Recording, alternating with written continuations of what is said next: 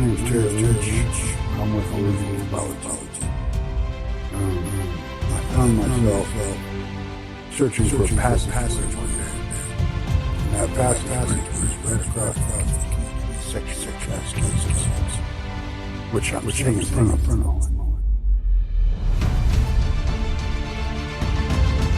Top.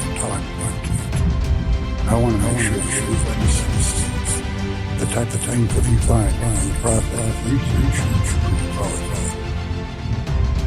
I have located a couple that's sitting here on top of the line of pancake. She's facing out. She's looking north. The Middle, Cascadia Guides, a Let's production, in conjunction with Alien Strand Films.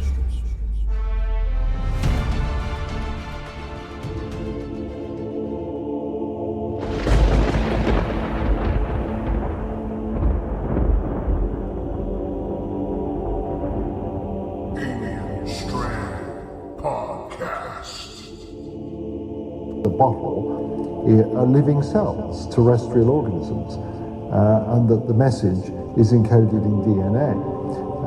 Viruses are continually infecting organisms on Earth and uploading their DNA into the genomes of those organisms. So there's a well-understood pathway for getting information into DNA.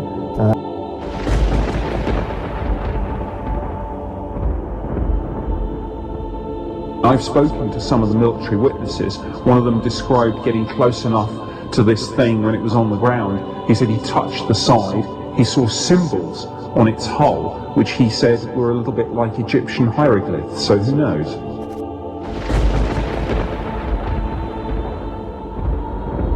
You know, there's sort of a nexus of disinformation and automatic kook factor that gets associated with anything UFO and ET.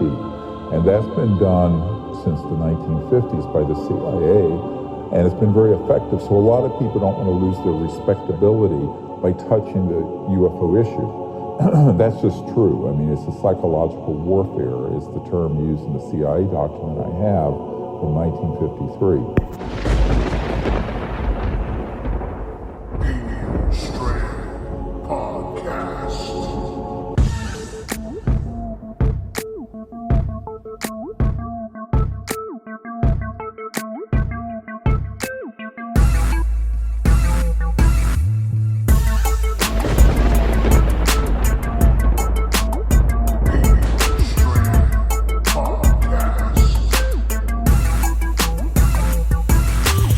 What's up, guys? This is Mike Beavers from The Theory, and you are listening to Alien Strand Podcast, the dopest UFO alien podcast out there. And if you want to find out about me, just go on YouTube and search UFOs over UFO or The Theory with Mike Beavers. Stay tuned, guys.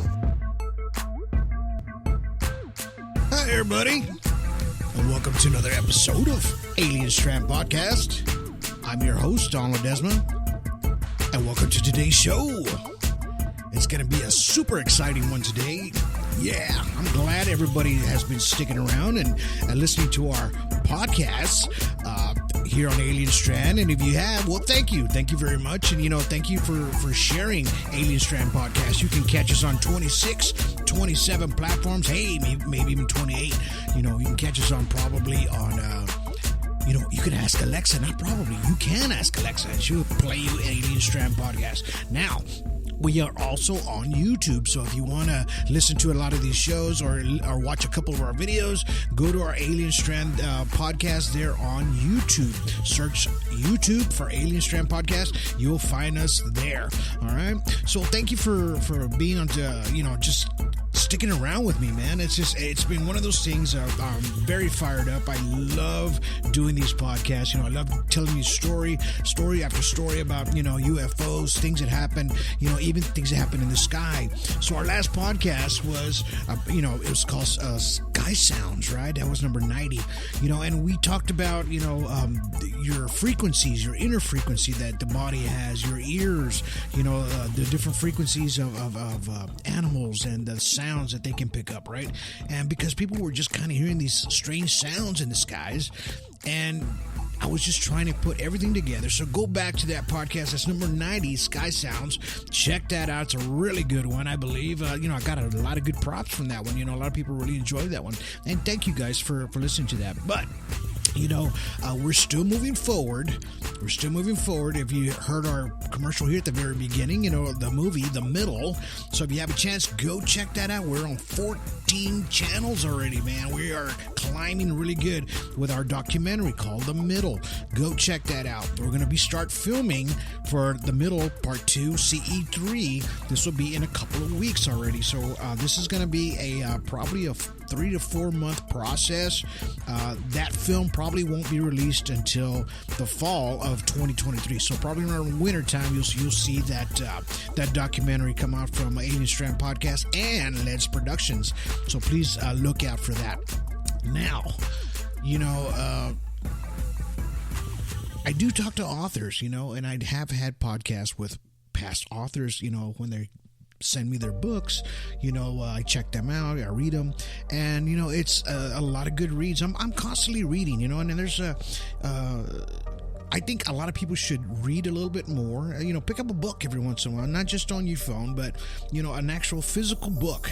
Will actually, get you deeper into the story, right? Or whatever the author is trying to get across. So those are the things we're trying to, to get in just kind of deep in thought sometimes, a nice quiet place, even if it's on your tablet, that's okay. But I really like holding an actual physical book, and I like to read it that way. It's just, for some reason, it just kind of feels more wholesome that way. But anyway, today's guest, his name's Paul Gorman, and he sent me his book about 3 or 4 weeks ago, and I was able to read it all, and it's about 200 pages long. It's got a lot of interesting things inside of there, and the book is called Mysteries, Prophecies, and the Hollow Earth. Okay, so in this book he talks about a lot of things that are from the very beginning to the very end, almost like a prophecy, what may happen, to Earth or to mankind, right? So today we're gonna talk to Mr. Paul Gorman, and let's just see what he has to say today about the book, and hopefully you guys can get some wisdom out of what he has to say today, and we're just gonna plug away and ask a lot of questions. So let's go ahead and bring him on in. All right, so today on the phone we got Mr. Paul Gorman. Are you there? Hello, Don. Hi, how you doing today? Doing great. How are you doing? Good so far. I was running around like a chicken, without a head today just for a little bit, but we got back on track. Thank you for sending me your book, first of all. I really enjoyed the read. It was a great read. I love reading books, when I have a chance, because I'm such a busy person. But, I caught your book very interesting because it has a lot of things that have happened and things that are happening now, right?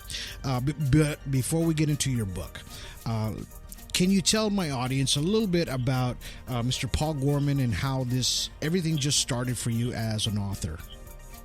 Sure. Yes, I've been an architect for 40 years and always interested in, you could say, psychic stuff, but I don't really use that word. I think we're all psychic, depending on how much we develop it or move away from it. But, back when I was growing up, there was not much more than palm reading and astrology. But then about over 20 years ago, I learned about, started studying Edgar Cayce and natural healing, and learned about dowsing. Okay. So for 10 years, just dowsed with numbers and doing percentages and distant healing and changing frequencies, and had a lot of success with that. And then 10 years after that, I made an alphabet chart and started dowsing words, which I found very tedious. But then, like anything else, kept practicing and getting I still find it somewhat tedious, but what I would do is get up at 4 a.m. for this current book and write till about 6 or 7, and like when the world is peaceful, and just started getting astonishing information. Wow. More and more astonishing information. And what it told me about my life agreements, that I'm supposed to write 3 books of poetry, books about the with light and about the inner earth. And so I did the poetry books, and I didn't even consider myself a poet, but that came to me, and I'm not sure if I'm going to write anymore. But then I learned a lot about it was telling me interesting things about light, that everything in our universe actually is light, that everything on the EMF spectrum, from gamma rays to brain waves or ultra low frequency waves, are just different frequencies of light but not visible. Right. So then it says you can heal or manifest anything with a particular frequency of light, that our 8 of our fingers send out light and our 2 middle fingers actually receive light. And so they show biblical figures holding their fingers together. It creates a feedback loop. But if you shine this particular frequency of light, it's 405 nanometers. It's a beautiful blue, looks like a star. Mm-hmm. That it travels through your fascia, which is a crystal grid, and that opens portals in your DNA. There's like an infinite number of portals, and the portals open to oneness. So we're always opening and closing up the portals in our DNA by loving life or not, and you close them by not loving life. So basically, you can manifest what you want. I know I'm getting into a whole nother topic of this is the next book. No, it's great. No, it's great. Keep going. But I even said so what you do is you hold your fingers together and shine that light on it. Actually, what you do is you picture a flower of life, which is in your heart. It's actually called a flower of life, not a flower of life. But it's your master portal. And if you picture your wish, whatever it is, you just picture it turning into this blue, it's actually blue magenta light. If you shine it on a quartz, it looks more like blue magenta. And what it says is that it de-heals in the spirit plane and actually heals in the physical plane by manifesting in reality. So I wished for an abundant, I think just for abundance or something. And I couldn't believe it. The next day, I got 2 high school projects. I was like, wow, that really works. I never got projects that's 10 times bigger than any other project I've ever gotten. I've got 2 the next day. Uh-huh. And then I told 3 friends. One of them got his job back that he had quit. Another one sold his businesses, 5 of them that he had been trying for 2 years. There was a series of tanning salons. And then another one whose nephew was brain damaged. He was about to be institutionalized for being violent. She actually used it on his photo, and he calmed down and was back to normal, not back to normal, but not violent anymore. Wow. So it worked a lot of things. So that was a lot of good, interesting stuff. So what I say is you basically picture your wish is like a Star Trek transporter room. It turns into the blue, purple light, and then it appears in your reality. Right. If you have a loving, peaceful wish. So then I said, well, I was getting good information about the future, about the elections, and about told me about the Gulf oil spill in advance and Baltimore riots. There's a few others. And I said, how is it that I can get information about the future? And it said you manifested it. So I must have asked for it, because I was always dousing commodity trends with my percentages and stuff like that. So when you were manifesting these, kind of like prophetic things that were happening, that was going to happen, how old were you when this first started for you? Oh, no, this is all in the last few years. Last 2 years. Okay. Oh, a few years, like maybe 3, 4, 5 years ago. Okay. Well, more than that, more than, say, 6 or 8 years ago. So you knew that a lot of these things were coming, or did you have them like written down, or it just kind of comes to you? I know. Well, when I douse with the pendulum, I use the chart, and it just one letter at a time, and then I write the words. Okay, I get it. But the good thing is, it'll tell me if I'm wrong. It'll say not hearing, healing, and then I'll go back. So, but I've gotten better at it. And if I get up early in the morning and it goes very smoothly, and then I'll check it, and I'll ask, is this correct? It'll say yes. Now let me ask you. If you have to pretty much have to be in that calm state of mind, right? When you're doing something like that, especially because early in the morning you're pretty much at that state because you just got out of REM sleep. I mean, your body's still kind of in that kind of zombie-ish mode. But I mean, when you're doing what you're talking about with the pendulum and everything, I mean, is your state of mind, do you have to like maybe do some kind of yoga or something, or kind of clear your mind a little bit before you start? I don't. I know that I believe that would help you to meditate, and I just like to sit and drink tea and look at look out the window. Maybe that's my meditation. Yeah, that's probably it. Probably it. So you started getting all these things that were coming, that were gonna come, right? And then a lot of things started coming to you as far as, how about the past? How does the past? Because you talk about this in your book. You talk about the pyramids, right? The Great Pyramid of Giza. How a lot of these things, where it all came from. That's where the books really started. I was just asking questions. These big mysteries, like how in the world were those pyramids built? Those blocks of, what are they, 2.5 tons, and there's thousands of them, and exactly, we probably couldn't build it now, not too easily. No, we couldn't. And it said that they were built by Mars beings of light using their light technologies, and I believe what they did was create what they want in another dimension, on the fourth dimension, say, out of all light, then had it manifest into the third dimension, like I was saying, the way how you manifest what you want. Right. That's how they actually time travel, or they call it axial traversal. Because I found out more about that, and I said, well, they, I think it goes back to 320,000 years ago, that they were losing their atmosphere of helium on Mars that they needed to survive. Like our atmosphere is like 20% oxygen, theirs was like 20% helium. Right. And actually I found out helium is actually the second most abundant element in the universe other than hydrogen. And they breathe that. So they were going to lose one of their 3 moons in a solar flare. So they started looking for another place to inhabit, and they explored the Earth, and they found another planet in the constellation Taurus. And I never heard of that either, but I looked it up, and sure enough, there's a constellation Taurus, and it said near the planet Lumerio. So that's where they went. And some of the Mars beings stayed behind to be like pioneers. Well, actually, what they stayed behind and went to hibernate inside the Earth, and they could hibernate for 10 or 11,000 years at a time. Let me ask you a question real quick. As far as the beings, are they like interdimensional? Are they human-like, or is it more like an extraterrestrial? No, they said there's 3 types of beings. They're humanoid, then there's light beings, and then there's animal-human hybrids. Okay.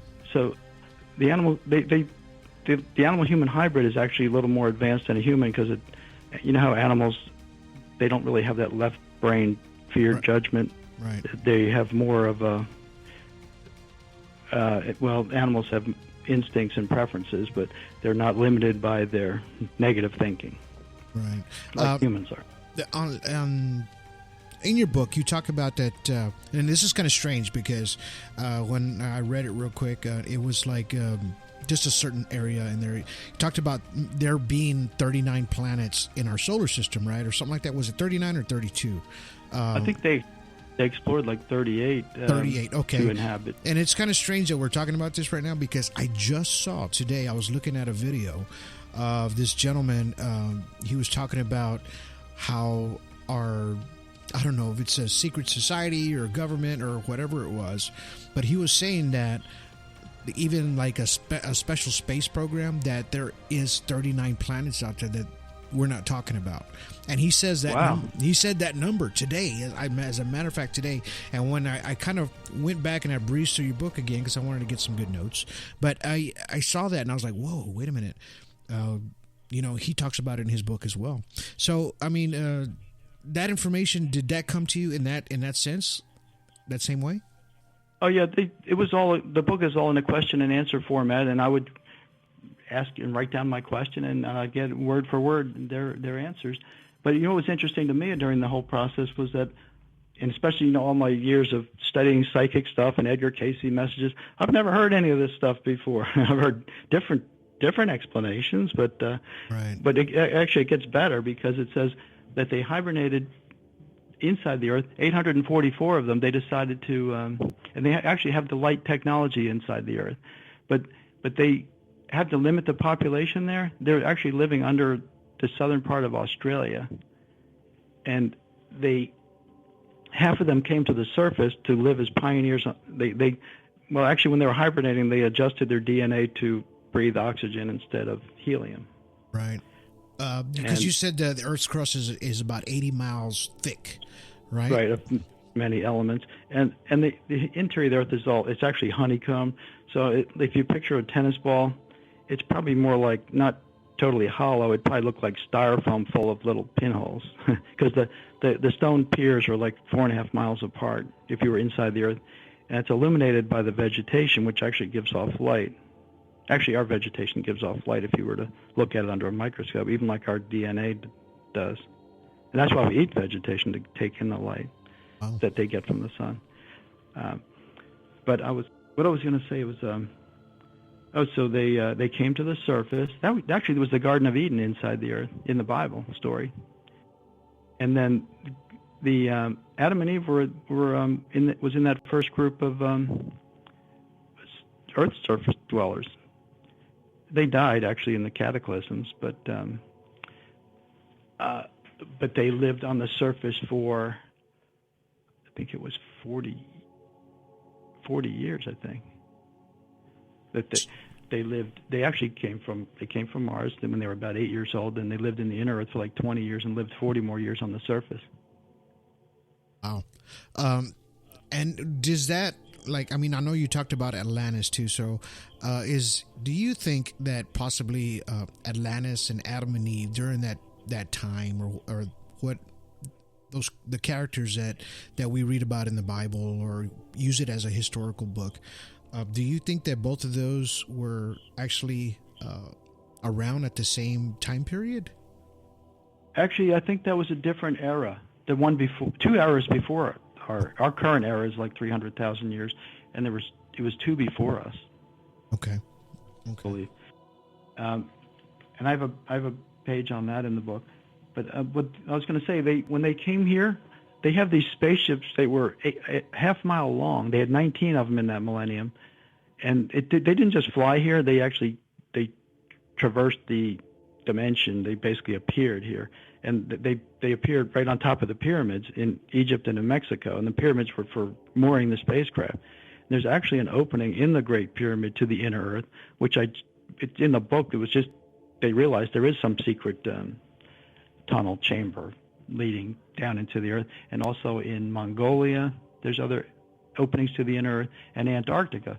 And apparently the opening in Antarctica is huge. It says like the size of Colorado. Wow. But you try to research on the internet a little bit, and they say everything's been whited out on Antarctica. They try to keep it a secret. The governments are not about governing, they're more about control and keeping things secret. Well, I mean, what a perfect color. I mean, as far as like whiting out stuff, it's already white up there because of the snow and everything. So it's simple to cover things up that we can't see.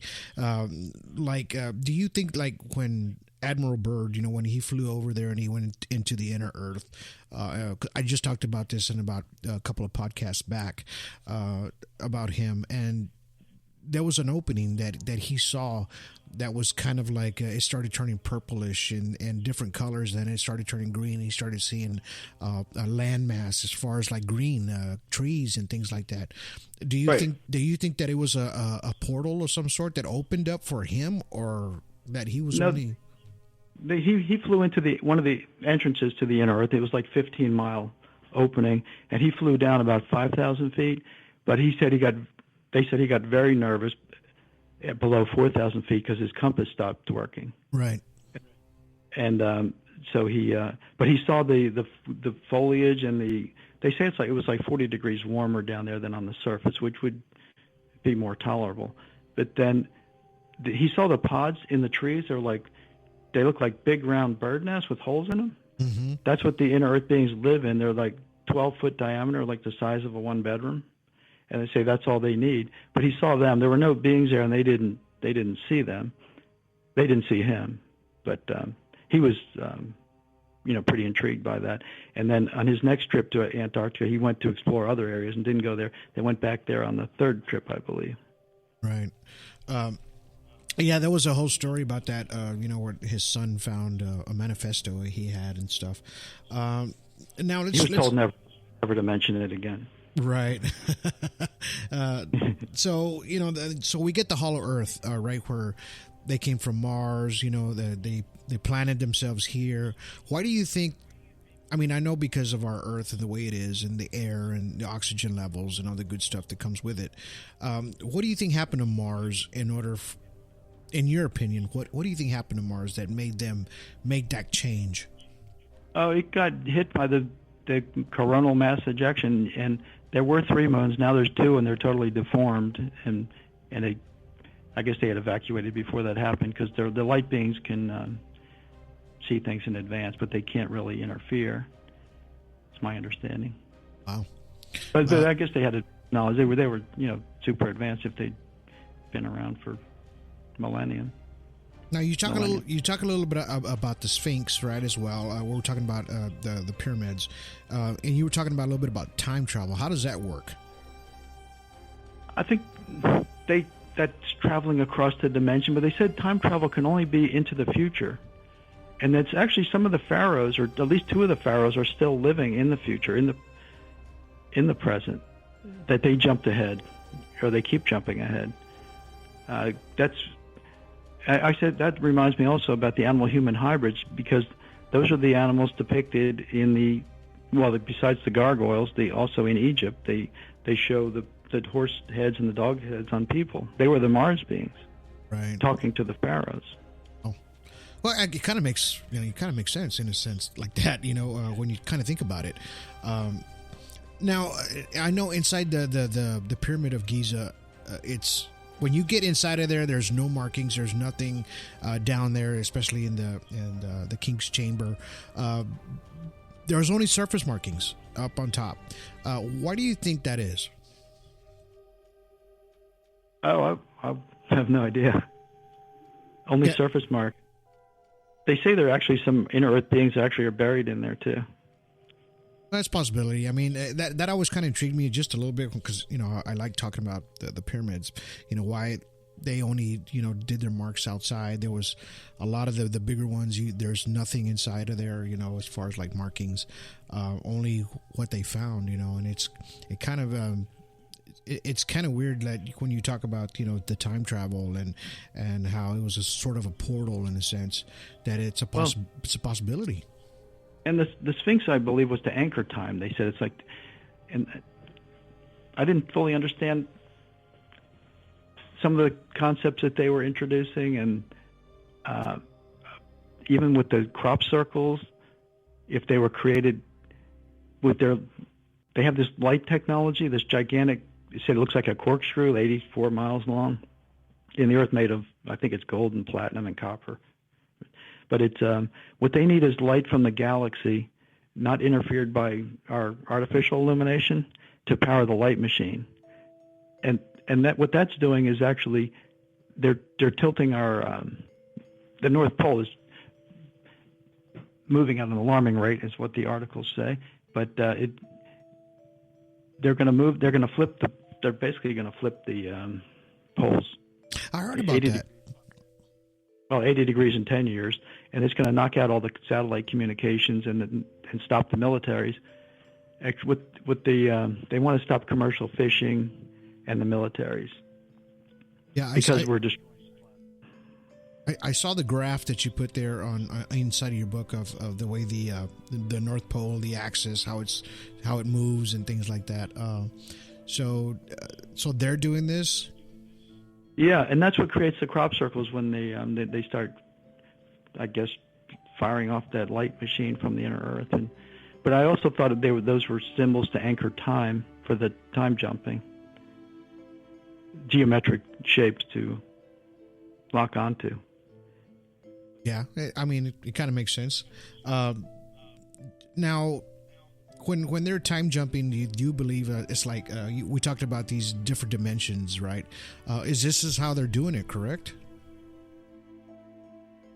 Yeah, but time jumping didn't factor that big in the story or the events. Maybe it does if I went further down that route, because I understand they can't interfere. And I said, well, you're interfering now, because what they say is 1,000 of them are controlling 100,000 of the Earth's leaders.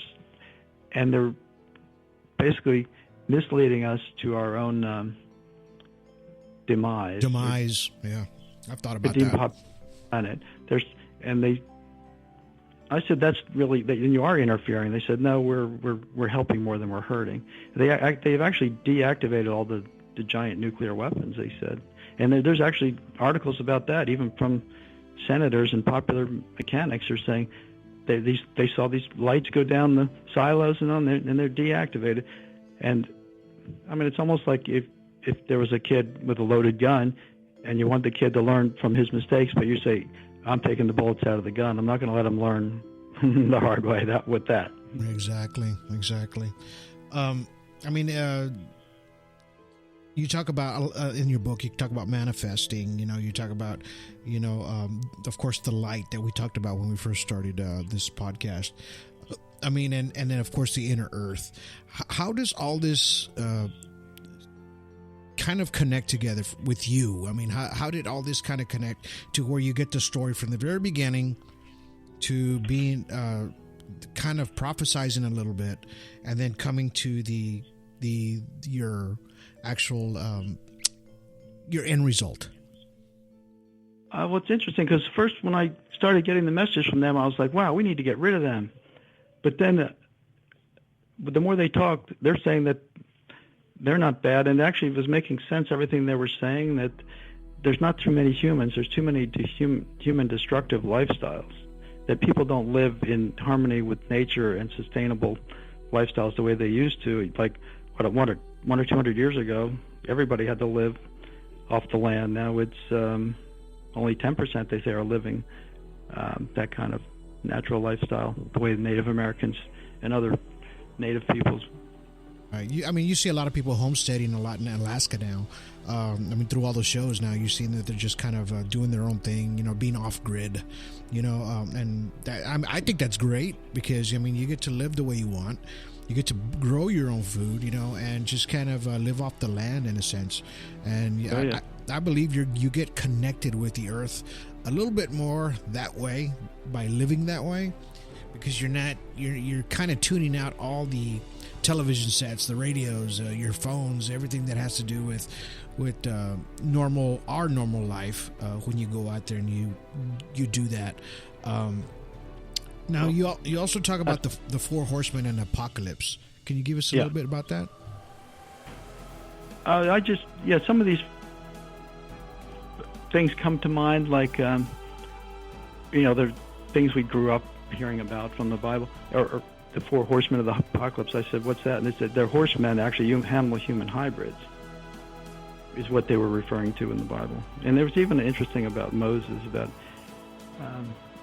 because the messages I get now, they say they're actually from oneness, which you could say is universal consciousness or God, or which is on the other side of our DNA portals, actually. Right. Wow. But I don't, about the four horsemen of the apocalypse, about war and pestilence and disease and famine, and it says they're like, and then it mentions in the Bible about the bowls, and they said when one bowl is full, it overflows and spills into the other. That was about all I got about that, but it's do you kind of believe that we're already in that general area? Well, yes, that it's well on the way to. Actually, it even gave me specific numbers about the population decline. It's going to be like in 15 years about 67% less.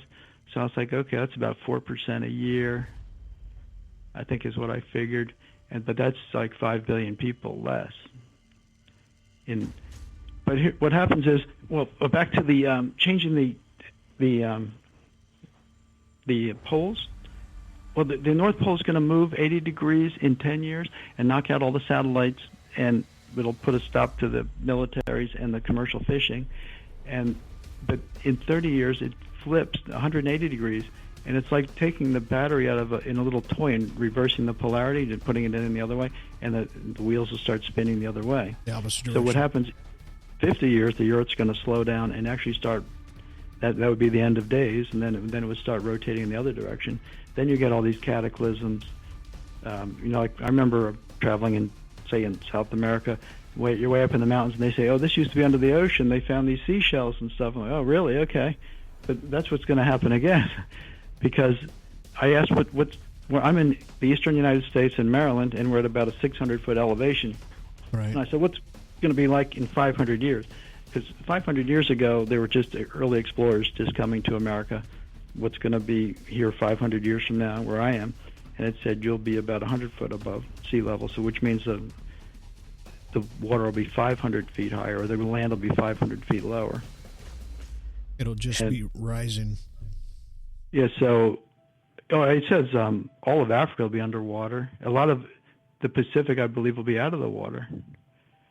And I think Edgar Casey talks about a lot of that. But it makes... I was going to say, if you go back to picturing the Earth as a tennis ball with styrofoam on the inside full of little pinholes, and 80 miles thickness for the shell, 500 miles for changing the shape a little bit, it's not that much. I mean, it sounds like, or 500 feet is what it's not that much. It's almost nothing. It's negligible. If you were looking at the tennis ball, you wouldn't even see a difference at it. Right. But for us, that's, major cataclysms and upheaval of everything. So you believe that? Do you think that's a natural reset? That's going to be like a natural reset? Yes, right. The Earth is basically has to go through these different cycles. They said that the Earth can't. Well, we die when we heal when we die, but it said the Earth will not heal in death. The Earth has to survive. But it has to survive by shaking off the humans. And they said in 300 years won't be any humans left. So they say they want no humans in the next millennium, where they can recharge their light machine and have the Earth to themselves. Why do you think that we possibly? I mean, that way they brought humans. In other words, humans started here. Were we here before them? Is that what you're trying to say here? Well, actually, we're part of that group. Okay. We're part of that. We're from them. I said we came from Mars, and I said where we come from before that, and they said on a different. I think it's Orion, or maybe even the Andromedan galaxy.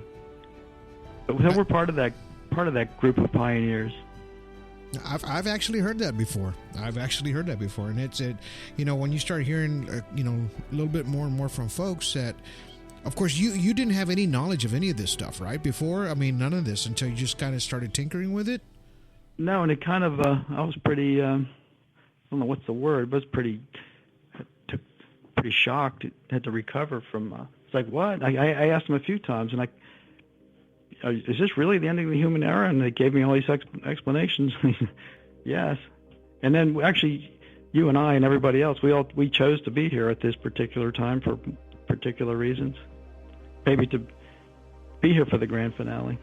Maybe,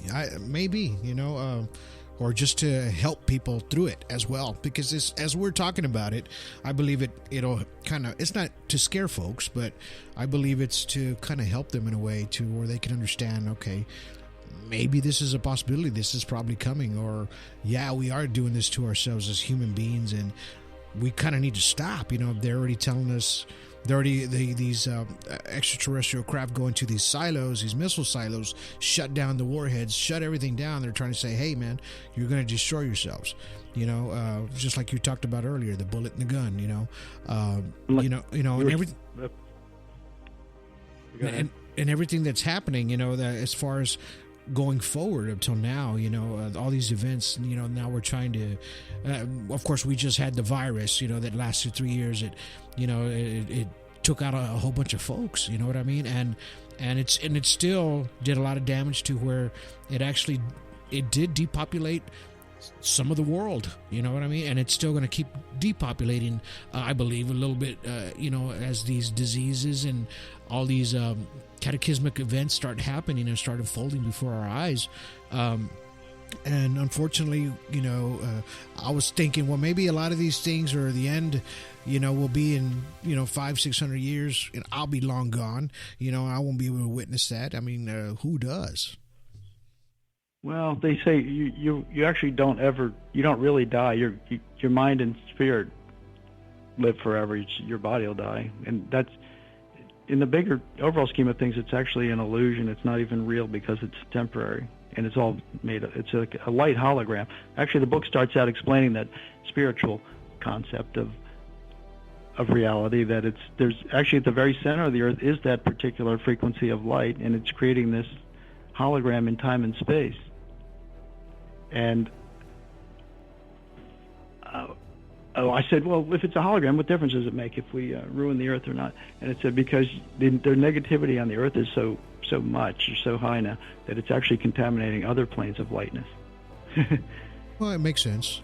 It makes sense. Have you ever heard that, like when it kind of, because the energy you put out there is what perceives and what you get in return, right?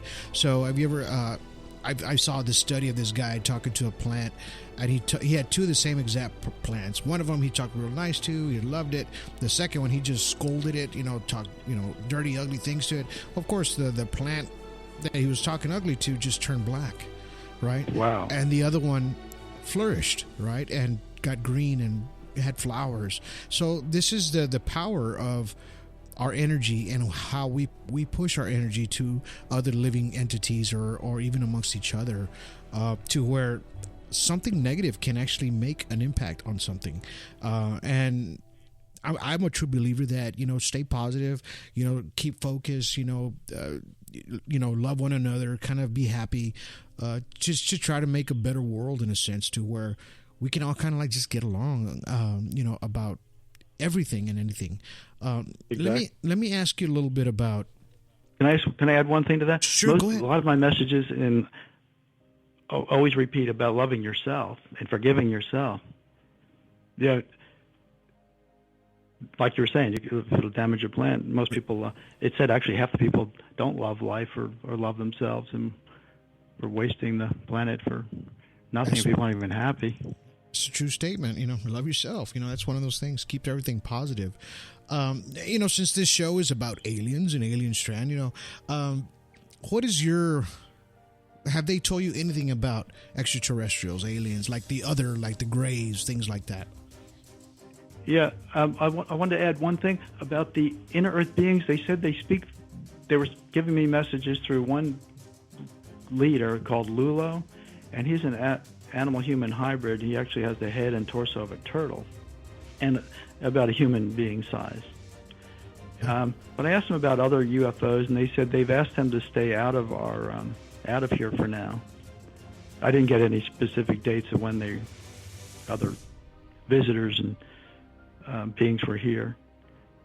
So they probably don't see them as a threat, in a sense, to where there's a lot of people out there in the alien and UFO world that believe that, it's going to be an Independence Day kind of thing, where they're just going to come and destroy everything. No, I think they're pretty advanced and don't want to interfere necessarily. Yeah, being advanced means being of the light or loving and good, and these messages that I got from them, they were saying that. Well, that's good. At least there's something good that comes out of that, because I always talk about the stories of the Greys or, people that get abducted, and, it gets pretty nasty sometimes. They go through a lot of trauma, PTSD, and they show them these horrific things that are going to happen in our future, and, nuclear holocaust, things like that, that they implant in their minds as they're being abducted, and it's not a very friendly meeting, in other words, from a lot of these extraterrestrials that we're starting to see more and more on the ground now, and even in the sky. But, I just wanted to ask that question to you because, when we talk about the mysteries, prophecies, and the hollow earth, you kind of break everything down from the very beginning, like I said, to the very end. Go ahead. Well, we could manifest negative beings into our realities, I'm sure. There's all kinds out there, you would think. That's a true statement, too. I believe so. It could happen. Do you think that, Now let's talk a little bit about what's happening now. We have this AI thing that we have now. That's artificial intelligence. That it's actually kind of starting to make a huge break in our technology, and it's kind of scary to me. It's scary because I don't like something, you know, taking over a human being, you know, as far as like its job or its thinking, really, in reality, because it can be very something. It can turn to something worse than we really didn't want. What are your kind of thoughts about AI, and have they gave you any messages about things like that?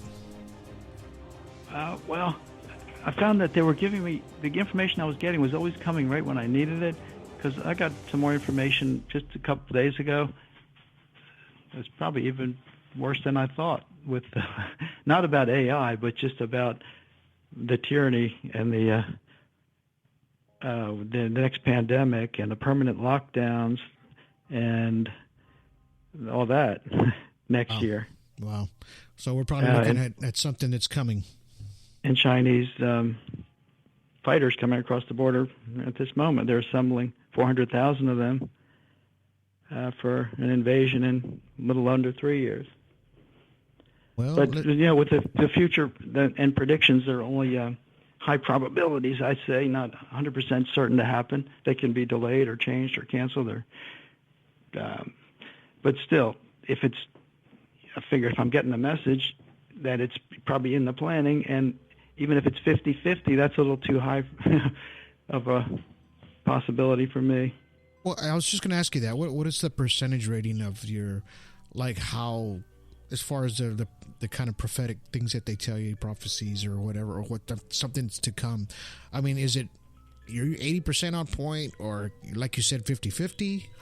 What is it? Well, I was all last year I didn't ask anymore. It was so disturbing. I put in the beginning of the book, I didn't have post-traumatic stress disorder. I had pre-traumatic stress disorder. I was all upset before it even happened. And then I ended up just feeling powerless and grieving for everything. And that's not that's very disempowering. You can't manifest what you want unless you're joyful and happy and loving. Exactly. And peaceful. And then I noticed the thing about prophecies and keeping the ego out of it. What I would do is I'd just tell a couple of friends, or I'd email, and I'd save the emails. And then, because if I made a blog or something, it sets the bar too high, basically, that the ego has too much fear of being wrong or not being right, that it would cut you off from having a neutral connection to getting good information. But if I figure, well, like with dowsing, like if you ask me a question, I could get a very accurate answer because I don't have any attachment to the outcome. And I'm actually putting together a book on that. Like I'll tell you a quick story just to give you an example. Okay. A friend of mine asked, he wanted me to check on his girlfriend, Jill. This was, 10 years ago. And he said she's just, I'm trying to think how much he told me. I said, well, no, he didn't tell me. I said, I have to run to a meeting, but her immune system is really challenged. I can get more later when I get back. And then he said, she's in the hospital. You're right about her immune system. Her liver function's off the charts. So I dowsed some more information. I'd never met her before. It was a new girlfriend. And it's his wife now. But I said, she actually has parasites from a cat bite 18 days ago. And I had no idea if she had cats or anything. I didn't even know her. And he emailed me back. He said she got bitten really badly by one of her cats when we came back from Austria 3 weeks ago. But here's the worst. The disappointing part for me was the doctors poo-pooed it and gave her cortisone and stuff, making it worse. And she's been taking that for years. So, and I saw a quote the other day that said, "Knowledge is power, but not unless you do something with it." Exactly. I mean, wow, that's a crazy story, and you hit it right on the nail. I mean, after they got the right diagnosis, of course, how long before she jumped back? Well, it was interesting. He's open to all that kind of information like I am, but she was not. Oh. But he was trying to fill her in with different and steer her in the right direction. At least he knew and could guide her to and then they started going to naturopaths and other doctors, so that's probably got her back on track. But I'll just tell you another quick one. This was for a man I was talking to in Vermont that I was in Baltimore, and I said, you have a dangerous level of radon in your house. And he said, no, I don't. No, the house is built on 30 foot of clay, then solid rock. And I said, well, yeah, you do. And then I sent him an article that said, well, it depends on the fissures in the clay or whatever. And I said, I've got an electronic radon meter. I'll send it to you. You can measure. So, and this was in the fall. So a little while later, I measured, sitting in my office in Baltimore, that his radon level went way down. I know what he did. He opened all the windows to ventilate the house. So I mailed him the meter, and I didn't hear anything for 3 weeks. So I sent him an email, and I said, what did you get? Did you get 7.3 picocuries per liter in the basement? 3 foot above the floor is where you set it. And he emailed me right back, I can't believe it. I just went down the basement. The meter said 7.3. And I said, actually, it's 7.336. And he said, well, the meter only goes to 1 decimal point. Wow. But wow. That was my first 10 years of just doing numbers and environmental exposures and food additives and on before doing the words for dowsing. Then actually I've got a book last year I started a book on that, and that's when this information started coming through on the Hollow Earth, and I put everything aside, and it became very urgent, and because it was such disturbing, urgent information, that I finished writing that book just about 2 months ago and got it out there, and I'll have to go back and finish the others. Is that the illuminating, manifesting, and healing in life with light? That'll be later.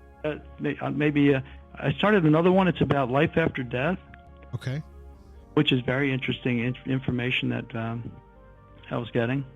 Oh. About your soul groups, and I'm trying to think if there's anything I can share with that right now. About our spirit guides, and it's like that.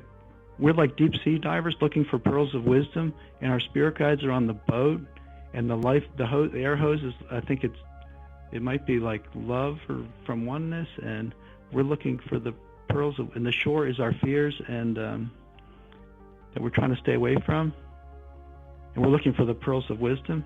Wow. I don't know. I have it all written out a little better from the way it was explained to me. Oh, well, you got my brain. You got me intrigued right now, because with just those last 2 stories you told me. I mean, yeah, that's a wow. That's a wow factor for me. So when you do get the other book, I would really love for you to, send it to me. I'd love to get you back on the show. This is a very well-written book. You did a great job, brother. You pat yourself on the back on this one. I enjoyed reading it. And I got a lot of information. Of course, now that I know your backstory, the book makes a little more sense to me now. To where what you're talking about right now, as far as the way you got your information and everything like that. And it's just one of those things that I think that it's people should read this book, because they'll get a lot of information from it as well. Of course, there's a lot of historical events that happen in this book as well. But I think that what you did here is you put it in a different perspective so that people can understand it and enjoy it with light and love. You know what I mean? To the words that you put in the book, just the way you worded everything. Oh, thank you very much, Don. Actually, at the very end of the book, I put the outline for the book about healing with light. Oh yeah, yes, I saw that. On the last. It has the chapter topics. I don't know any more than that. It gave me the chapters of. Well, at least you have an outline, which is great. I mean, that's a perfect outline, to just kind of keep going with what you're doing here. Now, do you how many more books do you plan on writing? Like a few more to go? Yeah, just a few more to go. I'm trying to wrap up my architectural career, and now I'm worried about being in the United States since that's actually the target of this, with the tyranny and the lack of freedom. Right. I hear you. But I want to thank you today for being on the show today. Now, where can people find you and find your book at? It's on Amazon under Mysteries, Prophecies, and the Hollow Earth. Okay. Actually, I made a Facebook group with that same title. Oh, nice. Okay. Excerpts from the book posted on there. Okay. And updates with the pole movement and things like that. Well, if you can today, send me the link, and what I'll do is I'll add the Amazon link to your book here on this podcast, so people can go check out your book and buy it and download it and read it. It's about a 200 page book. It's great. It's perfect. But I want to thank you today for being on the show today. You gave a lot of insights. A lot of what things that came to you, and you put it on black and white on a piece of paper and put it in a book, for us to understand. But keep doing what you do, and just thank you for calling me and for being on the show today. And that we each create our own universe, so it can have a happy ending, and not. Some people will thrive even when most people suffer. Well, that's true. That is true. And we just got to stay positive out there and, just manifest something good, right? That's what we want. That's the outcome we want. Exactly. You manifest your reality. Each person is a temporary universe. Right on. All right, brother. Well, thank you, Paul, Mr. Gorman. Thank you for being on the show today. And the next one you get out there, send me a copy, and we'll get you back on the show. I'm sure people would love to hear from you again after this today. And I'm going to, once everything's uploaded, all the information on this podcast will be on there for people to download and to check out. But thank you today for being on the show. I really appreciate you. Great. Thanks very much, Don. Yes, sir. All right. We'll talk to you here soon. Okay. Bye-bye. Bye-bye. All right. There you have it. Mr. Paul Gorman. What a great person he is. Very soft-spoken. These are the things that that he saw, and he was able to figure it out and to put it on black and white and put it in the book, and he wrote the book very well. But now that you understand where he's coming from and how the information came, this is a good way to start. Keep an open mind. We always talk about having an open mind, in our podcast, because we tell a lot of stories that sometimes people just don't think it's happening, but it is happening, right? A lot of these things do happen to people every day. A lot of these things have come to pass, and what's in it for our future, right? And it's up to us, as human beings, to make a better future, right? And with books like this, how he teaches you how to love yourself and how to be, a better person, and how to manifest things in a different, reality sometimes. So that way, you can have a positive outcome in life. These are the things that he's writing about in this book and in the next book. And he's just done a great job, and I really appreciate him for being on the show today. But, I hope you guys enjoyed today's podcast, as I did. I got a lot of information from him. He's very knowledgeable, about everything that he talked about today, and I hope you guys got a lot of knowledge out of it, because that's what Alien Strand Podcast is, right? It's about knowledge. And it's about learning. So if you guys, like I said, are new to ufology, welcome to ufology and welcome to Alien Strand Podcast. I hope you guys enjoyed this podcast as much as I did. Yes, I did. And you can catch us on 27 platforms. You can catch us on, don't forget, catch our YouTube, subscribe, be it on there. We're going to be throwing our movie, The Middle, on there pretty soon, so you guys can check it out there. But you can still see it on Tubi TV. You can see it on Amazon Prime Video. You can see it all over the place. So we're on 14 channels already. It'll be there on Roku channel. It's going to be on the Roku channel, TCL. We just landed that channel. Yeah. All right. So, okay. Thank you guys for sticking around today, and we'll catch you guys on the next one. But until then, you guys have yourselves a good day. Have yourselves a good evening. And have yourselves a good night.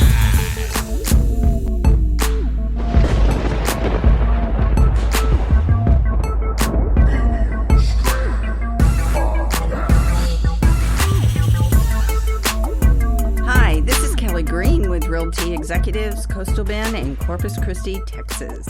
And you're listening to the Alien Strand Podcast with Donald Ledesma. buying or selling, visit me at kellygreenrealtor.com or visit me on my Facebook page, Kelly Green Realtor. See you there.